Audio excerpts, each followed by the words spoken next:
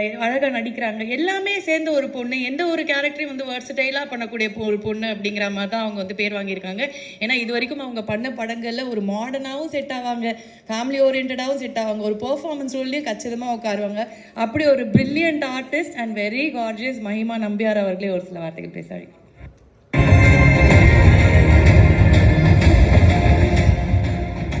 Press media எல்லாருக்கும் வணக்கம். ஒரு சின்ன கேப்புக்கு அப்புறம் உங்களை எல்லாரையும் திரும்ப சந்திக்கிறதுல ரொம்ப சந்தோஷமாக இருக்குது. ஃபர்ஸ்ட் ஆஃப் ஆல் நான் தேங்க்ஸ் மதிமாறன் சாருக்கு சொல்லணும். ஏன்னா சார் இப்போ சொன்னார் நிறைய பேர்கிட்ட கதை சொன்னோம், ஆனால் நீங்கள் மட்டும்தான் ஒத்துக்கிட்டீங்கன்னு. ஆனால் நான் அது ஒரு சேலஞ்சாக தான் சார் எடுக்கிறேன். ஏன்னா சார் வந்து ஃபஸ்ட்டு வீடியோ காலில் சப்ஜெக்ட் சொன்னார், நரேட் பண்ணார். நான் இமீடியட்டாக எஸ் சொன்னேன். சார் கேட்டார் உங்களுக்கு இது ஓகே தானா அப்படின்னு. நான் சொன்னேன் இல்லை சார், நான் இது ஒரு எனக்கு இது ரொம்ப சேலஞ்சிங்காக இருக்குது, எனக்கு பண்ணணும்னு ஆசையாக இருக்குது. ஆனால் சேம் டைமில் எனக்கு ஒரு எக்ஸைட்மெண்ட்டும் இருந்தது, நர்வஸ்னஸும் இருந்தது. ஏன்னா இந்த கேரக்டருக்கு நிறைய லேயர்ஸ் இருக்கும்.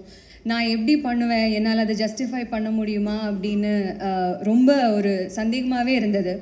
ஏன்னா ஆர்டிஎக்ஸுக்கு அப்புறம் வந்து ஒரு சின்ன கேப் ஆகிடுச்சு. நான் மலையாளத்தில் ஃபோக்கஸ் பண்ணிகிட்டு இருந்தேன். தமிழில் ஆல்மோஸ்ட் ஒரு 1.5 இயர்ஸாக எந்த படமும் சைன் பண்ணல.